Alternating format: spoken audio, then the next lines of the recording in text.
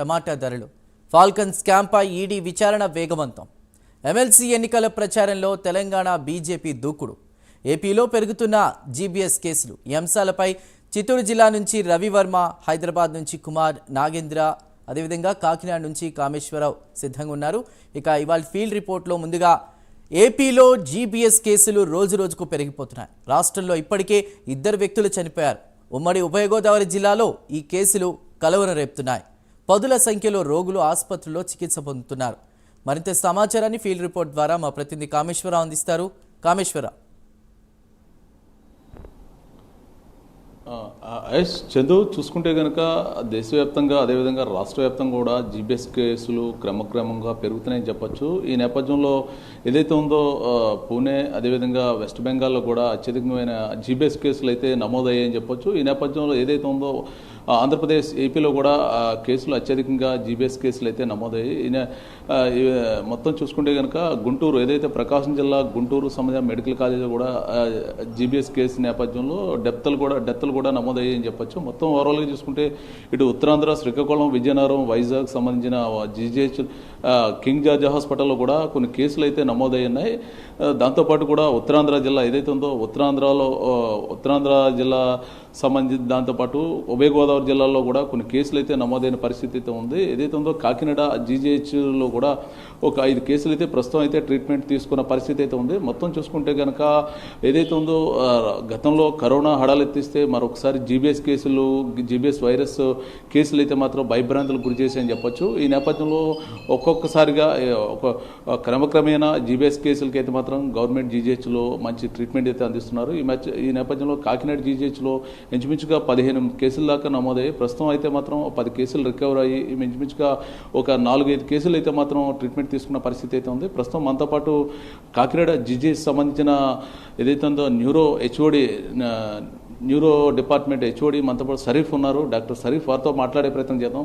Doctor గారు చెప్పండి, GBs కేసులు ఎన్ని ఉన్నాయి మన జీజీహెచ్లో? నమస్తే అండి, నా పేరు డాక్టర్ షరీఫ్, నేను న్యూరాలజీ హెచ్ఓడిని. ప్రస్తుతం మన వార్డులో 5 కేసులు ఉన్నాయండి జీబీఎస్. అందులో ఒక కేసు చక్కగా కోలుకొని ఈరోజు డిశ్చార్జ్ కూడా అవుతుంది. ప్రస్తుతం వార్డులో 4 కేసులు ఉన్నాయి, అన్నీ స్టేబుల్గానే ఉన్నాయి.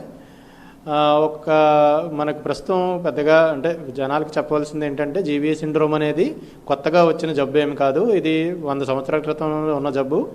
వీటి లక్షణాలు చాలా సింపుల్గా ఉంటాయండి. రొంప, దగ్గు, లేకపోతే విరోచనాలు, వాంతులు జరిగి ఒక వారం 10 రోజుల తర్వాత, అంటే జ్వరం, రొంప, దగ్గు, విరోచనాలు, వాంతులు వచ్చి తగ్గిపోయినాక వారం 10 రోజుల తర్వాత కాళ్ళకి చేతులకి తిమ్మిలు రావడం, పటుత్వం తగ్గడం, అది క్రమక్రమంగా పెరగడం. అంటే ఒక మ్యాక్సిమం ఇది జబ్బు 4 వారాల వరకు పెరగచ్చు, కానీ చాలామందికి 2 వారాల వరకు పెరిగి అక్కడ నుండి ఆగిపోతుంది జబ్బు. కొద్దిమందికి మెడకండరాలు వీక్నెస్, తర్వాత మింగడం వీక్నెస్, శ్వాసకి ఇబ్బంది కలగడం కూడా జరగవచ్చు. వెంటనే జనాలు ఈ పటుత్వం తగ్గుతున్నప్పుడు, కాళ్ళు చేతులకి పటుత్వం తగ్గుతున్నప్పుడు, కూర్చొని లేకపోవడం, ఇలాంటి లక్షణాలు మొదలవుతున్నప్పుడు వెంటనే న్యూరోఫిజిషియన్ గవర్నమెంట్ జనరల్ హాస్పిటల్ కాకినాడకి వస్తే ఇక్కడ క్వాలిఫైడ్ డాక్టర్స్ న్యూరాలజీ డిపార్ట్మెంట్ ఉంది. మనం దాన్ని గుర్తించి వాళ్ళని అడ్మిట్ చేసి చక్కని వైద్యం అందించి కోలుకుంటారు. లేట్గా రాకుండా గుర్తించి లక్షణాలు వచ్చిన వెంటనే, ఈ చెప్పిన లక్షణాలు వచ్చిన వెంటనే గవర్నమెంట్ హాస్పిటల్కి వచ్చినా, ఒకవేళ డిలేడ్గా వచ్చినా, కాంప్లికేటెడ్గా మనకు చక్కన ఐసీయూ సర్వీస్లో రెస్పిరేటరీ ఇంటెన్సివ్ కేర్ యూనిట్, మంచి ఎనస్థీషియా టీము, ఆర్ఐసీయూ 1 and 2 మరియు AMCU acute medical care unit, ICU provision కూడా ఉందండి. సో మనకి ఏదైనా బ్యాడ్ స్టేట్లో ఎక్కడైనా రెఫరల్స్ వచ్చినా కేసును మనం హ్యాండిల్ చేయగల సామర్థ్యం మన గవర్నమెంట్ జనరల్ హాస్పిటల్ కాకినాడకు ఉంది. ఇక్కడ అన్ని మందులు, తర్వాత ఎక్విప్మెంట్ అన్నీ అవైలబుల్గా ఉన్నాయి. మన సూపరింటెండెంట్ గారు మేడం ఆధ్వర్యంలో మనం చక్కగా ఇక్కడ ట్రీట్మెంట్ అందిస్తున్నాం. అందరికీ చక్కగా కోలుకుంటున్నారు. అంటే ప్రజల్లో ఒక భయభ్రాంతులకు గురవుతున్నారు. జీబీఎస్ అంటే ఒక భయంకరమైన వైరస్ అంటున్నారు. అంటే దీనికి ప్రమాదకరం ఏ స్థాయిలో ఉంటుంది అంటారు? అంటే జీబీ సిండ్రోము 100 మందిలో, లిటరేచర్ ప్రకారం కూడా 100 మందిలో మార్టాలిటీ అంటే చనిపోవడం అనేది కేవలం 5 దానికన్నా తక్కువ మందికి అవుద్దండి. 100 మందిలో less than 5% mortality. Most of the cases చెప్పినట్టు చాలా మైల్డ్ టు మోడరేట్ డిసీజ్తో, చిన్న డిసేబిలిటీతో కోలుకుంటారు. మైల్డ్ టు మోడరేట్ డిసేబిలిటీ అంటే కొంచెం అవుకుతనంతో కోలుకుంటారు. తర్వాత ఫిజియోథెరపీ చేస్తే ఇంప్రూవ్ అయిపోతారు. కొన్ని మందికి అయితే అసలు వైద్యం కూడా అవసరం లేదు, వాటికి వాటే డీమెలినేటింగ్ వేరియంట్స్ అయితే వాటికి వాటే ఇంప్రూవ్ అయిపోతారు. కొన్ని సివియర్గా ఉన్న మోడరేట్ టు సివియర్గా ఉన్న కేసెస్కి మనం ట్రీట్మెంట్ చేస్తే చక్కగా కోలుకుంటారు. తర్వాత ఫిజియోథెరపీ ద్వారా నెమ్మదిగా ఇంప్రూవ్ అవుతారు. దాని గురించి భయభ్రాంతులు అయిపోయే అవసరం అయితే లేదు. జీబీ సిండ్రోమ్కి వైద్యం ఉంది, సకాలంలో వైద్యం అందిస్తే ఇంప్రూవ్ అయిపోతుంది. ప్రస్తుతానికి మన కాకినాడ జీహెచ్ సంబంధించి ఎన్ని కేసులు వరకు నమోదయ్యండి, ఎంత క్యూర్ అయింది ఇప్పుడు వరకు, ఎంతమంది వెళ్ళిపోయారు? మన కేసెస్ మేము సంవత్సరాల నుండి, ఇప్పుడు కొత్తగా కాకుండా ఎన్నో సంవత్సరాల నుండి జీబీ సిండ్రోమ్ కేసుల్ని హ్యాండిల్ చేస్తున్నాం, ట్రీట్ చేస్తున్నాం, చక్కగా రికవరీ కూడా వస్తున్నాయి. మరీ లేట్గా అంటే బాగా వృద్ధులు, బ్యాడ్ కోమార్బిడిటీస్ అంటే బాగా బీపీ ఎక్కువ ఉండడం, షుగర్ ఉండడం, లేకపోతే ఊపిరితిత్తులు శ్వాస ఇబ్బంది ఉండడం, లేకపోతే బాగా ఆల్కహాలిక్ అయి ఉండడం, అంటే ఈ కోమార్బిడిటీస్ ఎక్కువ ఉండి వయసు మరీ ఎక్కువగా ఉండి ఉన్న వాళ్ళల్లో మాత్రమే ఈ మరణానికి దారితీస్తాయి తప్ప, లేకపోతే యంగ్ అడల్ట్స్లో కోమార్బిడిటీస్ అంటే బీపీ షుగర్ కానీ వేరే కోమార్బిడిటీస్ అంటే ఊపిరితిత్తుల సమస్యలు కానీ ఇలాంటివి ఏం లేని వాళ్ళు చక్కగా కోలుకొని డిశ్చార్జ్ అవుతారు. వ్యాధి సంక్రమణ ఎలా వస్తుంది, దానికి వ్యాధి చెప్పినట్టు మల్టిపుల్ ట్రిగ్గర్స్ ఉంటాయండి. అంటే వైరల్ ఇన్ఫెక్షన్ అనేది ఒక కామన్ ట్రిగ్గర్, వైరల్ కానీ బ్యాక్టీరియల్ ఇన్ఫెక్షన్ కానీ. ఈ వైరల్ ఇన్ఫెక్షన్ అంటే చిన్న రెస్పిరేటరీ శ్వాస రిలేటెడ్ ఇన్ఫెక్షన్ రావడం, లేకపోతే గ్యాస్ట్రోఇంటెస్టైనల్ అంటే విరోచనాలు వాంతులు అవ్వడం అయిన తర్వాత ఒక 2 రోజులు అలా ఉన్న తర్వాత తగ్గిపోతుంది. అది తగ్గిపోయిన తర్వాత ఒక వారం 10 రోజుల తర్వాత ఆ ఇన్ఫెక్షన్ మన సహన శక్తి అంటే యాంటీబాడీస్ని ట్రిగ్గర్ చేస్తుంది మన బాడీలో. ఆ ప్రొటెక్టివ్ యాంటీబాడీసే మన బాడీలో వెన్నుపూస నుండి వచ్చే నరాలని, మెదడు నుండి వచ్చే నరాలని మాలిక్యులర్ మిమిక్రీ అనే పద్ధతి ద్వారా టార్గెట్ చేస్తాయి. టార్గెట్ చేయడం వల్ల మన బాడీలో ఉన్న యాంటీబాడీసే మన శరీరంలో నర్వస్ సిస్టమ్ని టార్గెట్ చేయడం వల్ల ఈ సిమ్టమ్స్ మొదలవుతాయండి. అంటే ఇప్పుడు మొత్తం కూడా దీనికి భయపడాల్సిన పరిస్థితి ఏం లేదంటారు? లేదండి, ఇది భయపడవలసిన అవసరం ఏం లేదు. ఒకటి లక్షణాలు వెంటనే గుర్తించి మనకి ఉన్న సదుపాయం పక్క గవర్నమెంట్ జనరల్ హాస్పిటల్లో ఏ ఊర్లో ఉన్న పేషెంట్లు అక్కడ చక్కన సౌకర్యాలు అందుతున్నాయి. రాష్ట్ర వ్యాప్తంగా కేజీహెచ్లో కానీ, జీజీహెచ్లో కాకినాడలో కానీ, లేకపోతే విజయవాడలో కానీ, లేకపోతే గుంటూరులో కానీ అక్కడ న్యూరాలజీ డిపార్ట్మెంట్ని సంప్రదిస్తే వెంటనే వాళ్ళు జాయిన్ చేసి డయాగ్నోస్ చేసి అవసరమైన ట్రీట్మెంట్ చక్కగా అందిస్తారు.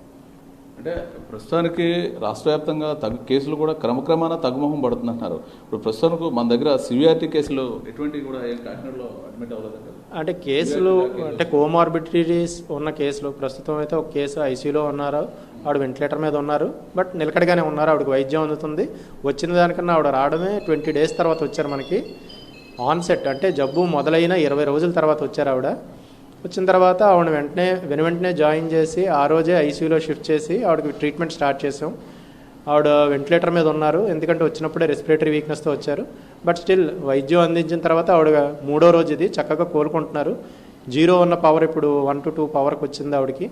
సో కొంచెం ఎర్లీగా వస్తే ఇంకా మనం బెటర్గా. అందుకనే నేను ప్రజలకి విన్నపం ఏంటంటే ఈ లక్షణాలు స్పెసిఫిక్గా కాళ్ళు చేతులకి తిమ్మిరలు రావడం, పటుత్వం తగ్గడం, కొద్ది రోజుల్లో పెరగడం ఇలాంటి లక్షణాలతోనే ప్రజెంట్ అవుతుంది. కొద్దిమందికి గుర్తించగలరు, ఒక వారం 10 రోజుల క్రితం నాకు జ్వరం వచ్చింది, విరోచనాలు వచ్చింది, అది తగ్గిపోయిన తర్వాత ఇది మొదలైందని కొద్దిమంది గుర్తించలేకపోవచ్చు. కాబట్టి ఈ లక్షణాలతో ఎవరికైనా కొద్ది రోజుల వ్యవధిలో తిమ్మిర్లు, కాళ్ళు చేతులు పటుత్వం తగ్గడం మొదలవుతాయి అనగానే దాన్ని గుర్తించి గవర్నమెంట్ జనరల్ హాస్పిటల్కి వస్తే మనం జాయిన్ చేసి ఎర్లీగానే ట్రీట్ చేయగలం. అంటే ప్రస్తుతం ఇక్కడున్న ఎంతమంది రికవర్ అయ్యి బయటకు వెళ్ళారు? ఈరోజు ఒక ఆయన చక్కగా కోలుకొని రికవర్ అయ్యి డిశ్చార్జ్ అయ్యారండి. ఒక ఆయన పైన RICU 2లో కూడా ఉన్నారు, ఆయన కూడా చక్కగా రికవర్ అయ్యారు. ఆయన కూడా పెద్ద వయసు, ఊపిరితిత్తుల సమస్య ఉంది, అయినా ఆయనకి మనం ట్రీట్మెంట్ చేసిన తర్వాత చక్కగా కోలుకున్నారు, ఏమీ వర్సనేం అవ్వకుండా స్టేబుల్ అయ్యారు. ఒక ఆయన ఈరోజు నిన్న జాయిన్ అయ్యారు, ఆయన స్టేబుల్గా ఉన్నారు, ఆయనకి ట్రీట్మెంట్ స్టార్ట్ చేసాం. సో ప్రస్తుతం కేసులు ఉన్నవన్నీ స్టేబుల్గానే ఉన్నాయండి. ప్రస్తుతం అంటే ఏదైతే ఉందో ఈ వైరస్ నర్వ్స్ మీద ఏమైనా అటాక్ చేసే అవకాశం ఉందంటారా? అవునండి, ఈ వైరస్ అనేది అంటే ఈ వైరస్ కాదండి, ఇది యాక్చువల్గా మన బాడీలో ఉన్న యాంటీబాడీసే. మన బాడీలో ఉన్న యాంటీబాడీస్ దేనికోసం ప్రొడ్యూస్ అయ్యే యాంటీబాడీస్, మనకు వైరల్ ఫీవర్ రావడం, లేకపోతే ఏదైనా విరోచనాలు వాంతులు రావడం, దాన్ని ప్రొటెక్ట్ చేయడానికి మన బాడీలోనే కొన్ని కణాలు, యాంటీబాడీస్ అంటే కణాలు, లింఫోసైట్స్ నుండి కొన్ని కణాలు కొన్ని సబ్స్టెన్సెస్ రిలీజ్ అవుతాయి, వాటిని యాంటీబాడీస్ అంటాం. యాంటీబాడీస్ మనల్ని ప్రొటెక్ట్ చేయడానికే వైరల్ రెస్పిరేటరీ ఇన్ఫెక్షన్ కానీ లేకపోతే డయేరియా కానీ నుండి ప్రొటెక్ట్ చేయడానికే అవి ప్రొడ్యూస్ అవుతాయి మన బాడీలో. కానీ అవి కొన్ని కారణాల వల్ల లైక్ మాలిక్యులర్ మిమిక్రీ వల్ల ఆ వైరస్ రెస్పిరేటరీ ఇన్ఫెక్షన్ కాజ్ చేసే వైరస్ కానీ డయేరియా కాజ్ చేసే వైరస్ కానీ దాని మీద ఉన్న ఎపిటోప్స్ అంటే యాంటీజెన్స్ని మన బాడీ మీద ఉన్న నర్వస్ సిస్టమ్ మీద ఉన్న యాంటీజెన్స్ ఒకలాగా ఉంటాయి. దానికొనే మిమిక్రీ అంటారన్నమాట. సో వాటిని టార్గెట్ చేసే క్రమంలో మన నర్వస్ సిస్టమ్ మీద ఉన్న యాంటీజెన్స్ మీద కూడా అవి అటాక్ చేస్తాయి. కానీ కొన్ని 10 రోజుల తర్వాత అటాక్ చేస్తాయి.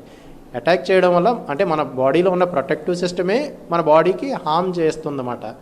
కానీ అది అందరిలో జరగదు. ఆ మాలిక్యులర్ మిమిక్రీ అనేది కొద్ది మందిలోనే జరుగుతుంది.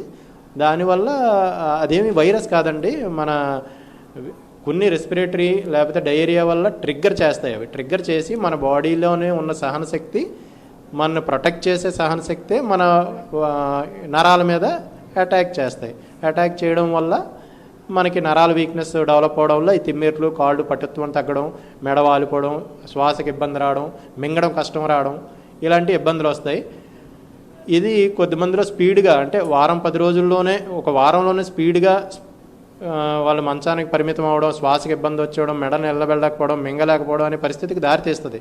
కాబట్టి ఎర్లీగా ఈ చేతులు కాళ్ళు పట్టు తగ్గుతున్నాయి అన్న స్టేజ్లోనే పేషెంట్లు వెంటనే అంటే ప్రస్తుతానికి ఇబ్బంది అయితే ఏం లేదంటారు? ప్రస్తుతానికి అంత భయపడాల్సిన అవసరం ఏం లేదండి. పేషెంట్లు చక్కగా కోలుకుంటారు. టైమ్లీ వాళ్ళు మన హాస్పిటల్కి అరైవ్ అయితే ప్రాబ్లం ఏమి ఉండదండి. ఇది పరిస్థితి చూసుకుంటే కనుక డాక్టర్ షరీఫ్ చెప్తున్న పరిస్థితి, ప్రజలెవరూ భయభ్రాంతులకు గురి కావాల్సిన పరిస్థితి ఏమీ లేదు. బెస్ట్ ట్రీట్మెంట్ అయితే మేము చేస్తున్నాం అని చెప్పి చెప్తున్న పరిస్థితి అయితే ఉంది. Over to studio. Right Kameswara Rao, thank you. ఇక మరో